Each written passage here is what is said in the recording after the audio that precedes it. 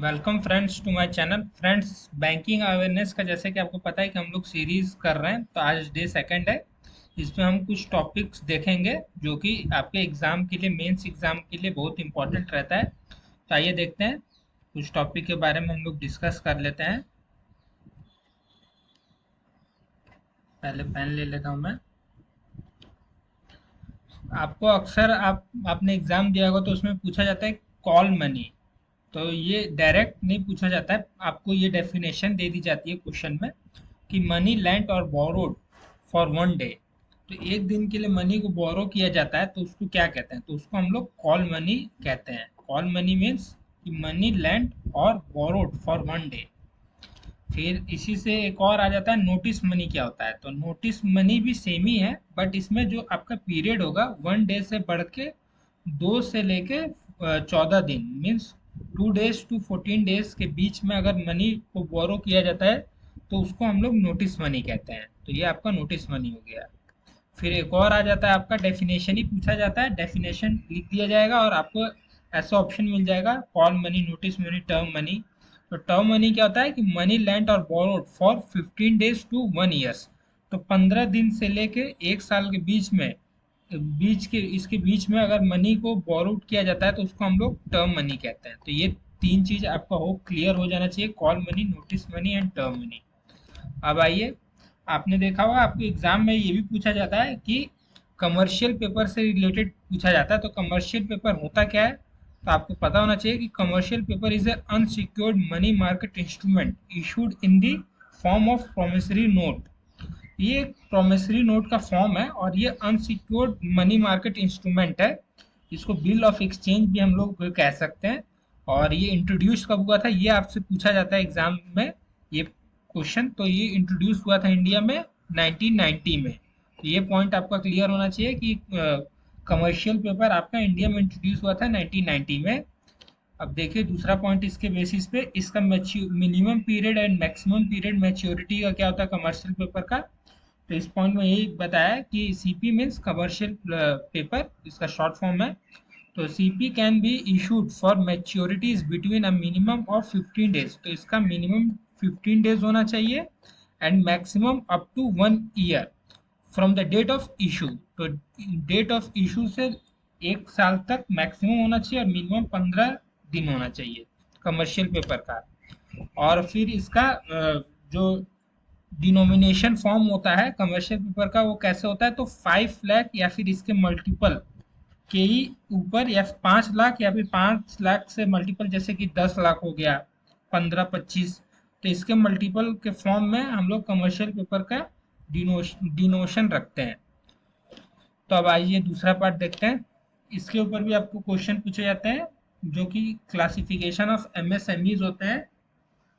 तो इसमें टर्नओवर और इन्वेस्टमेंट, इससे क्वेश्चन आते हैं आपके। तो एमएसएमई में आपको पता होना चाहिए कि जो माइक्रो होता है, तो माइक्रो में जो इन्वेस्टमेंट आपका होगा वो 1 करोड़ होता है एंड जो इसका एनुअल टर्नओवर होता है ये 5 करोड़ होना चाहिए, इससे मैक्सिमम नहीं होना चाहिए।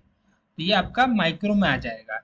और स्मॉल में कौन सा आएगा? तो स्मॉल में आएगा कि अगर आपका 10 करोड़ से कम है एंड इन्वेस्टमेंट 10 करोड़ से कम है एंड एनुअल टर्नओवर आपका 50 करोड़ से कम है, तो आपका ये स्मॉल में आ जाता है।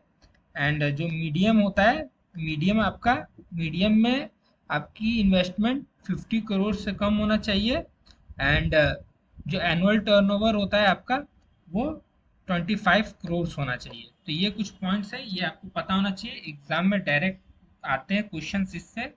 तो ये होप आप लोग का क्लियर हो गया होगा। अब देखते हैं कॉइन मिंटिंग के बारे में भी आपको पता होना चाहिए कि कॉइन मिंटिंग करता कौन है, आरबीआई करता है कि गवर्नमेंट ऑफ इंडिया करती है। तो सबसे पहले आपको पता होना चाहिए कि कॉइन मिंटिंग का राइट किसके पास है।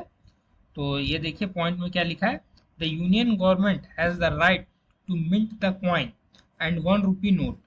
तो कॉइन को मिंट करना और 1 रुपी के नोट को मिंट करना ये गवर्नमेंट ऑफ इंडिया का राइट है, आरबीआई का राइट नहीं है। तो ये आपको पता होना चाहिए 2 पॉइंट। फिर आपको ये भी पता होना चाहिए कि जो कॉइन होता है वो और रुपी, जो 1 रुपी का नोट होता है वो अगर प्रिंट तो गवर्नमेंट करती है, इंडिया गवर्नमेंट करती है, बट उसके सर्कुलेशन के लिए रिजर्व बैंक ऑफ इंडिया का आपको अप्रूवल लेना पड़ता है। तो वही इस पॉइंट में बताया कि the coins are issued for circulation only through the reserve bank in terms of RBI act. तो जो आरबीआई एक्ट है उसके तहत ये सब क्लियर होना चाहिए, जो भी कॉइन हमारा मिंट हुआ है या फिर 1 रुपये का नोट मिंट हुआ है, तभी हम लोग का जो भी कॉइन सरकार मिंट करती है वो सर्कुलेशन में आता है। फिर आपका ये देखिए, एक मिनट, ये, हाँ, coins are minted at 4 Indian coins, हाँ, तो कॉइन मिंटिंग के लिए 4 प्लेस निर्धारित है आपके। वो कौन कौन से 4 प्लेस हैं? एक तो नोएडा, पहले आपने देख लिया, मुंबई, कोलकाता एंड हैदराबाद। तो ये 4 प्लेसेस हैं जहाँ पे कॉइन मिंट होता है या फिर प्रिंट होता है, जो भी आप कह सकें। तो मुंबई हो गया, कोलकाता हो गया, हैदराबाद हो गया एंड नोएडा। तो ये 4 प्लेसेस हैं यहाँ पे कॉइन हमारा मिंट होता है, गवर्नमेंट ऑफ इंडिया करती है। एंड फिर अब कॉइन आपने पढ़ लिया, तो आपको रुपी के बारे में पता होना चाहिए, जो नोट्स होते हैं कि वो कहाँ में प्रिंट होते हैं, और उसको प्रिंट करने का या फिर मिंट करने का किसके पास राइट है।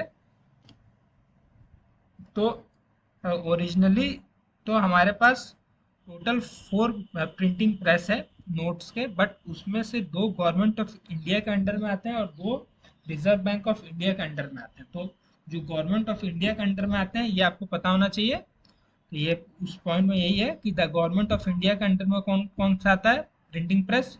तो जो नासिक एंड देवास के जो प्रिंटिंग प्रेस हैं वो आपके गवर्नमेंट ऑफ इंडिया के अंडर में आते हैं। एंड भारतीय रिजर्व बैंक नोट मुद्रण के जो अंडर में आता है, जो कि ये आरबीआई की सब्सिडरी है। तो सैल्वनी एंड मैसूर के जो प्रिंटिंग प्रेस हैं, नोट प्रिंटिंग प्रेस हैं, वो सैल्वनी एंड मैसूर, ये दोनों आपके आरबीआई के अंडर में आते हैं एंड गवर्नमेंट ऑफ इंडिया के अंडर में नासिक एंड देवास। फिर के एक मिनट पहले पूरा कर लेते हैं। हाँ, जो भी हमारा डिमोनेटाइजेशन हुआ है इंडिया में, तो कितने बार हुआ ये आपको पता होना चाहिए। एंड मैक्सिमम रुपी का नोट जो था, जो डिमोनेटाइजेशन वो भी कब हुआ था, क्योंकि ये भी आपका फिलहाल अभी लेटेस्ट एग्जाम में पूछा गया था लास्ट ईयर। तो ये भी पता होना चाहिए, और कितने बार हुआ है और कौन साल में कितने कितने रुपीस के नोट का डिमोनेटाइजेशन हुआ, ये भी आपको पता होना चाहिए। तो यही इसमें है। तो जो लार्जेस्ट नोट जो कि ever printed by RBI reserve bank of India was 10,000 rupees note, सबसे बड़ी नोट है जो कि प्रिंट की गई थी रिजर्व बैंक ऑफ इंडिया के द्वारा। तो ये आपका last year I think question पूछा गया था, तो ये पॉइंट आप क्लियर रखिए। फिर डिमोनेटाइजेशन 2016 वाला तो आपको पता ही होगा, 8 नवंबर 2016 वाला, जो कि government of India announce the demonetisation of 500 and 1000 bank notes of Mahatma Gandhi series. तो 500 और 1000 के नोट जो कि बैन हुए थे या फिर डिमोनेटाइज हुए थे, वो 2016 में हुए थे 8 नवंबर को। और उससे पहले 1978 में 1000, 5000 एंड 10,000 के जो भी रुपीस के नोट थे, ये भी डिमोनेटाइज हो चुके हैं 1978 में। और 2016 8 नवंबर 2016, और एक बार और हुआ था, वो हुआ था 1946 में, 1946 में। तो आपको बस इतना पता होना चाहिए कि 3 बार डिमोनेटाइजेशन इंडिया में हुई है। तो 3 time demonetisation occur in India since 1946, 1978 and 2016। And 2016 में कौन कौन से डिमोनेटाइजेशन हुए थे रुपये के नोट, तो 500 एंड 1000 रुपीज़ के नोट डिमोनेटाइज हुए थे। एंड जो लार्जेस्ट नोट प्रिंट हुआ है रिजर्व बैंक ऑफ इंडिया के द्वारा, वो आपका 10,000 है, ये भी आपको पता होना चाहिए। अब थोड़ा डिजिटल पेमेंट के ऊपर हम लोग देख लेते हैं, इसके बेसिस पे भी क्वेश्चन आपके पूछे जाते हैं। तो एनपीसीआई आपने पढ़ाई होगा, तो इसका फुल फॉर्म आपको पता होना चाहिए, national payment corporation of India. और इसका यूज़ क्या है, तो इसका यहाँ पे इनेबलिंग द डिजिटल पेमेंट को ये इनेबल करता है, सक्रिय करता है। And settlement system in India is an initiative of reserve bank and IBA मतलब इंडियन बैंकिंग एसोसिएशन। तो reserve bank of India and Indian banking association ने मिलके NPCI को इनेबल किया था। और ये कब स्टार्ट हुआ था? तो ये इनकॉर्पोरेटेड इन 2008 में हुआ था। तो ये पॉइंट आपको दो पता होना चाहिए। फिर भीम का फुल फॉर्म क्या होता है? तो भारत इंटरफेस फॉर मनी। ये फुल फॉर्म भी आपको पता होना चाहिए, फुल फॉर्म बहुत इंपॉर्टेंट है। NPCI का पता होना चाहिए, भीम का पता होना चाहिए। तो भीम का क्या है? तो Bharat interface for money is an Indian mobile payment app developed by the NPCI। तो ये इंडियन मोबाइल पेमेंट ऐप है और इसको डेवलप किसने किया है? तो NPCI ने डेवलप किया है और based on the UPI. UPI के बेसिस पे किया है। यूपीआई का फुल फॉर्म भी आपको पता होना चाहिए, यूनिफाइड पेमेंट इंटरफेस। और इसको लॉन्च कब किया गया था भीम ऐप को? तो इसको लॉन्च किया गया था 30 दिसंबर 2016। तो 30 दिसंबर 2016 में इसको लॉन्च किया गया था। अब इसका लिमिट क्या है? तो इसका लिमिट है uh user can send up to 1 lakh per transaction and uh maximum of ₹1 lakh per day from one bank account. आप एक बैंक अकाउंट से मैक्सिमम 1 लाख तक ही सेंड कर सकते हैं एक दिन में। और इसका मैक्सिमम लिमिट यही है। तो ये भी आपको पता होना चाहिए। फिर यूपीआई का देख लेते हैं हम लोग। तो UPI means unified payment interface is an instant real time payment system developed by NPCI national payment corporation of India. And इसको कब इंट्रोड्यूस किया गया था? तो 11 अप्रैल 2016।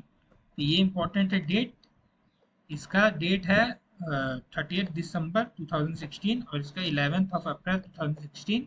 एंड इसका डेट है 2008 NPCI का। एंड यूपीआई का मैक्सिमम लिमिट क्या है? तो at present the upper limit per UPI transaction is 2 lakh rupees. तो 2 लाख रुपए आपका मैक्सिमम लिमिट है यूपीआई का एट प्रेजेंट। तो यही कुछ पॉइंट्स थे दोस्तों जो आप लोग के साथ डिस्कस करना था। ऐसे ही डेली हम लोग कुछ कुछ बैंकिंग अवेयरनेस के क्वेश्चन डिस्कस करते रहेंगे या फिर टॉपिक, जिससे कि आपको लास्ट में प्रॉब्लम ना हो। तो चैनल को लाइक शेयर सब्सक्राइब करना दोस्तों। Thank you.